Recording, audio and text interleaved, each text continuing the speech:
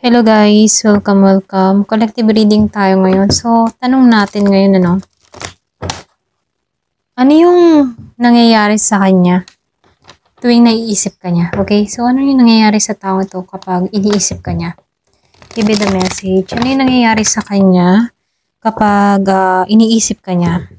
Give me the message. Ano yung nangyayari sa taong ito kapag iniisip ka niya?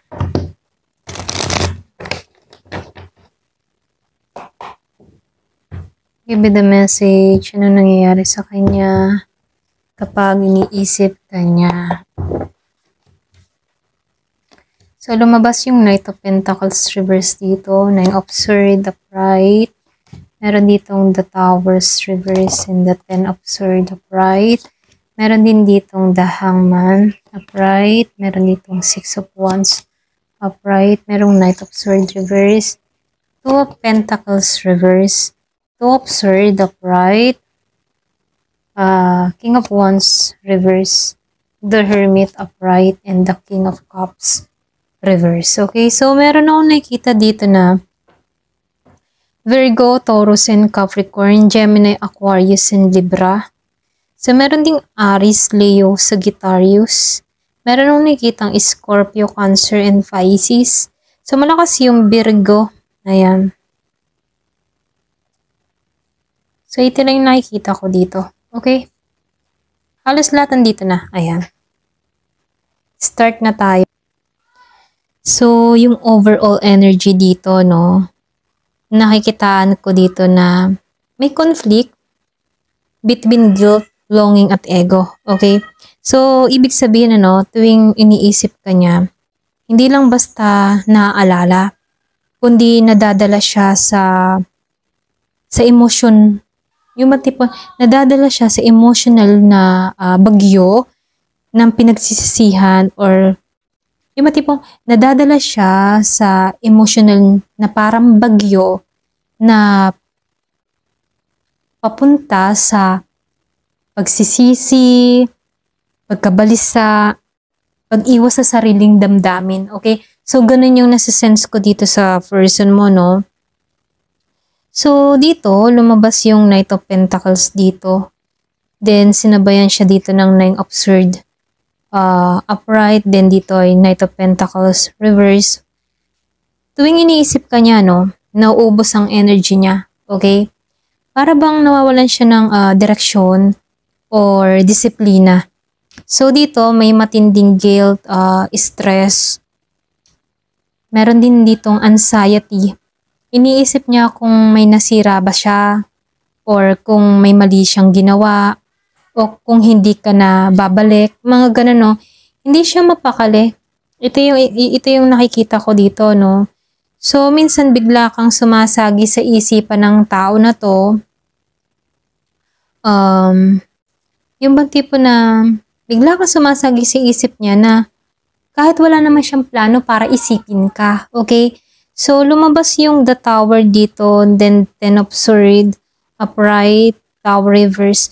So, nakikitaan ko dito, no, may trauma, yung iba sa inyo. Yung bang tipo na takot siyang maulit ang isang pagkakamali, okay? So, tuwing iniisip ka niya, no, para bang bumabalik yung pakaramdam na pagkawasak, or pagkabigo ng koneksyon, lalo-lalo ninyo, okay? So, gusto niyang makabawi, pero alam niyang may mga sugat na hindi basta mawawala, okay? May pakaramdam din siya na tapos ka na pero di pa tuluyan niyang tanggap. Yung ba tipong nararamdaman niya na tapos ka na sa kanya, binitawan mo na siya, pero meron sa damdamin ng tao na to na hindi niya tanggap na tapos ka na sa kanya, okay? So ganun, So dito lumabas yung Knight of Wands dito, no? Then sinabayan siya dito ng Six of Wands dito and the Hangman, okay? So, ito lang yung nakikita ko dito, no?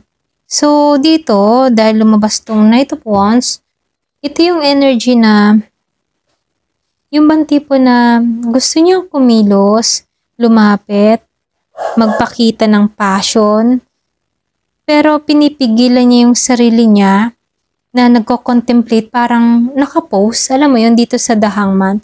Parang siyang nakapose. Gusto niyang lumapit, magpakita, pero na-stuck siya dito sa The Hangman, ano. So dito, tuwing iniisip ka niya, may urge, okay? Siyang gumawa ng paraan para laging, alam mo yun, meron siyang urge na gumawa ng paraan pero laging nauuwi sa pag-aatubili, ganon, okay? So, dito, dahil lumabas din yung Six of Wands, upright dito, then sinabayan siya ng Knight of Swords reverse dito, nakikitaan ko dito yung deep inside, gusto niyong makita mo siyang magtagumpay or nagbago, ganon.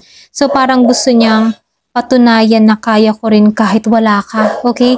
So, pero totoo, no? Pero sa totoo lang, may frustration dahil di niya alam kung paano ipakita o sabihin yun, okay? So, dito lumalabas yung impulsiveness niya, pero pinipigilan niya dahil baka lalo siyang magkamali, okay? So, lumabas yung Two of Cups dito, no? And Two of Swords dito, okay? Kung makikita mo dito, no? Two of Cups and Two of Swords. Two of Cups reverse and Two of Swords upright. So, reverse yung isa, upright yung isa. Okay? So, dito, no, ito yung malinaw na sign ng tuwing iniisip ka niya, nararamdaman niyang may disconnect. Okay? Pero hindi pa rin siya makapag-decide kung lalapit o tuluyang lalayo. Okay? So, may emotional blockage. Parang sinasabi ng isip niya na move on, move on, move on, okay? Pero ang puso niya, ayaw, okay? So, stuck siya sa gitna ng logic at feelings, okay? So, dito, lumabas yung King of Wands, naka-reverse, and the Hermit upright. So, dito, pakaramdam ko dito yung nagtatalo yung puso at isipan, So, dito, tuwing iniisip ka niya, bumababa yung confident niya. Dati siguro mayabang siya or strong siya, yun yung tingin niya sa sarili niya. Pero ngayon mas yung bang introspective siya, okay? Nagsisisi ng tahimik, ganon. So, dahil lumabas yung The Hermit, ito yung nagpapakita na madalas pinipili niyang manahimik at magmuni-muni tungkol sa inyo, lalo na kapag mag-isa siya sa gabi, okay? Or lalo-lalo sa oras ng pagtulog, nananahimik, nagmumuni-muni, ganun yung energy niya rito, no? So, lumabas din dito sa Knight of Cups, naka-reverse siya dito, no? Ito yung huling baraha. Kumbaga, ito yung closing energy niya kapag iniisip ka niya, okay? So, nakikitaan ko dito, gusto niyang iparamdam pero takot siyang ma-reject, okay? Meron siyang gustong sabihin, iparamdam sa'yo, pero takot siya, yan, pasensya, takot siya sa rejection, ganyan. Minsan, gusto niyang mag-message, pero biglang nagba-back out, ganon, So, tuwing iniisip ka niya, nagiging halo ng lungkot at panghihinayang, okay? So, yung pag-iwas sa sariling emosyon, yun yung nangingibabaw sa kanya, okay? So, nakikitaan ko rin dito, kapag iniisip ka niya, nababalikan siya ng guilt. Yung anxiety, yung takot, gusto niyang lumapit pero pinipigilan ang sarili, ganon, okay? So, may pride pa rin tong person mo, may ego pa rin tong nakaharang. So, tahimik niyang pinagninilay-nilayan kung paano siya umabot sa ganitong sitwasyon, ganon. So, at sa huli, kahit pilit niyang pinapatay yung emotion, hindi siya tuluyang nakakawala sa'yo. Okay? Ayan. Ito na yung nakikita ko, So, ngayon, titinan pa natin dito sa isang card. Gamitin ko tong si Wave Tarot, So, itatanong natin ngayon, ano yung nararamdaman niya sa'yo ngayon, ha? Sa puso niya mismo. Okay? Yung puso niya. Ano yung nararamdaman ng puso niya ngayon, okay? So, start na tayo. Give me the message. Ano yung nararamdaman ng puso niya ngayon, okay? Yung mismo ngayon, kung kailan mo to nabasa, napanood, ganyan. Kailan mo to napakinggan, napanood, ganyan. Ano yung nararamdaman ng ng puso niya sa'yo. Okay? Ayan. Kasi medyo interesting tong reading natin ngayon. So, lumabas yung Ace of Cups. Wow.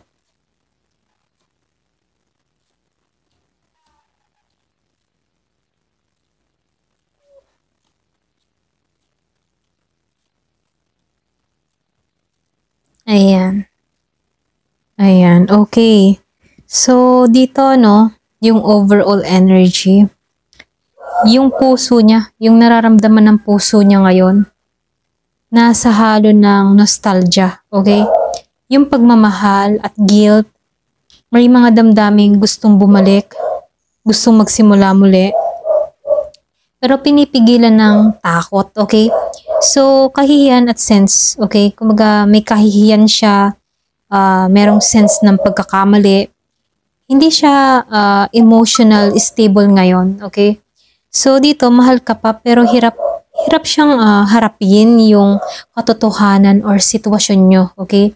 So, lumabas yung Six of Cups dito and the Ace of Cups. So, positive agad yung 2 cards dito, no? Ito yung pinakamalinaw na sign na tunay na damdamin niya. Mahal ka pa rin niya. Okay? So, mahal ka pa rin ng tao na to. Sa Six of Cups, nagre-reminiscing tong tao na to, pagmamahal sa nakaraan. Habang yung Ace of Cups, bagong simula or emosyon. Okay? Tuwing naiisip ka niya, no, napupuno yung puso niya ng warm, pangungulila, pag-asa, yung bang tipo na ramdam niya pa rin yung purong pagmamahal na minsan ninyong pinagsaluhan, okay? So, para bang gusto niya magbukas muli yung puso mo, pero may question mark, ano? Pero, alam mo yun, so may bitin. So, dito, lumabas yung Four of Cups, reverse and the Fool. So, nakikitaan ko dito, pareho kasi siyang naka-reverse, natatakot tong gumawa ng hakbang sa'yo, okay? Alam niyang may pagkakataon siya na mayroon siyang na-miss dati, okay? Meron siyang napalampas dati, ganon. So, dito, ngayon, gusto niyang bumawi, pero dito sa the Fool reverse, nagpapakita ito na takot siyang sumugal, takot siyang mag-risk, or takot siya sa rejection, okay? So, sa puso niya, gusto niya sumubok muli, pero pinipigilan ng isip na nagsasabing, baka masaktan lang ulit, okay? Alam mo yon, baka masaktan kanyang muli or masaktan muli siya, okay? So, pwedeng siya yung makasakit muli or siya yung masaktan, okay? So, may emotional na pag-aalinlangan sa dibdib niya rito, no? So, lumabas yung Queen of Cups dito and the Devil dito, no? So, nakikitaan ko dito, ito yung tipo na lumalabas yung emotional imbalance at healing pace. Ramdam niya pa rin yung attachment sa'yo, pero sinusubukan na niyang bitawan yung unhealthy pattern, okay? So, mahal ka pa rin niya, pero gusto niyang maging malusog emotional, okay? Alam mo yun, yung healthy, yung emotion niya, ganon. So, siguro dati naging nakadepende siya sa'yo, o sobra kang naging sentro ng mundo niya. Ngayon, nakikitaan ko dito na tinatangka niyang ayusin yun, pero sa loob-loob niya, no, may kawalan pa rin, okay? So, dito, lumabas yung Queen of Pentacles upright dito, and Nine of Swords dito, no? So, nakikitaan ko dito, sa puso niya, tinitingala ka pa rin niya, okay? Malaki yung paghanga ng tao na to sa'yo, okay? Nakikita ka niya bilang taong grounded, may halaga, at kaya mo magtagumpay kahit wala siya, okay? Ito yung damdamin na she or he deserve better, okay? So, ganun yung tingin niya, no? He deserve better and she deserve better, okay? So, may respeto at paghanga pa rin, alam mo yun? So, hindi lang puro romantic, kundi admiration sa kung sino ka, okay? So, dito, lumabas tong Nine of Swords, the Pride, and the Eight of Pentacles reverse dito, no? So, nakikitaan ko dito, merong napapagod at nagsisisi, ganon. Ganon yung peg. Napapagod, nagsisisi, lalo-lalo na sa paggabi, ano? At solo to, yung panahon, yung oras ay tahimik, ganyan, ano? sa gabi naiisip ka pa rin niya. May mga guilt na nagbabaka sakali siya, may mga tanong kung ganito lang sana or ano kaya nangyari sana, mga ganun, no? So, takot na huli na yung lahat, ganun, okay? So, pero sinusubukan niyang ibuhos na lang yung oras, attention niya sa trabaho o improve yung kanyang sarili or mag-focus sa kanyang mga ginagawa para makalimot, ganon. So, nakikitaan ko dito na itong tao na to, gumagawa siya ng paraan para makabawi muli siya sa kanyang sarili, okay? Kasi ayaw din niya naman na ma-out of control or mawala sa wisyo, okay? So, gumagawa siya ng paraan para mag-cope. Pero sa loob ng puso niya, hindi siya mapalagay. Alam mo yon. So, dito, lumabas yung Eight of Swords, naka-reverse dito, and the Chariot dito, okay? So, nakikitaan ko dito, may desire pa rin tong tao na to sa'yo, okay? Hindi makalaya sa guilt or sa mga nangyari. Pero hindi pa siya tuluyang handang gumalaw dito, kasi na-stuck siya dito, okay? So, dito, nakikitaan ko dito, parang alam niya na dapat na siyang magdesisyon, okay? Nag-iisip-isip na siya na dapat kumilos na ako or dapat magdesisyon na ako, ganon. Pero naka-stuck siya sa puso niya, ganon, na may mga bagay na gusto niyang sabihin o ayusin pero parang di pa rin niya kayang humarap, alam mo yon. So, ganon. So, lumalabas din dito, sa Eight of Wands reverse dito, then sinabayan dito ng Justice. Ito yung huling bahagi na yung puso niya ay puno ng kabagalan, pagsisisi, kakulangan ng closure, ganon, okay? So, nakikitaan ko dito, alam niyang may mali siyang ginawa, may mga imbalance, or hindi siya naging patas, ganon. So, ito yung iniisip niya yun, bumabalik yung guilt dahil sa mga kakulangan niya sa'yo, okay? At yung pakaramdam na hindi niya napantayan yung pagmamahal mo, gusto niyang ayusin pero hindi niya alam kung paano simulan, ganon. So, ito lang yung nakikita ko dito, So, yung pinaka nararamdaman ng puso niya ngayon, may pure love pa rin. Hindi pa naglaho ang emosyon, okay? Pero may pangungulila siya at meron ding guilt na nararamdaman. Gustong bumalik pero natatakot na mag-take ng risk, okay? So, tinatangka niyang mag-move on at mag-heal pero hindi pa siya tuluyang malaya sa damdamin niya, okay? So, dito, deep down, nakikitaan ko dito, alam niyang may utang siya. Alam niyang may utang siyang closure or apology, okay? Alam niyang meron siyang kakulangan, okay? Ayan.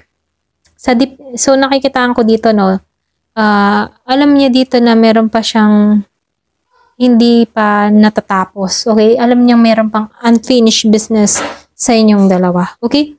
Ayan, hanggang dito na lamang po. Thank you for watching. Love and peace.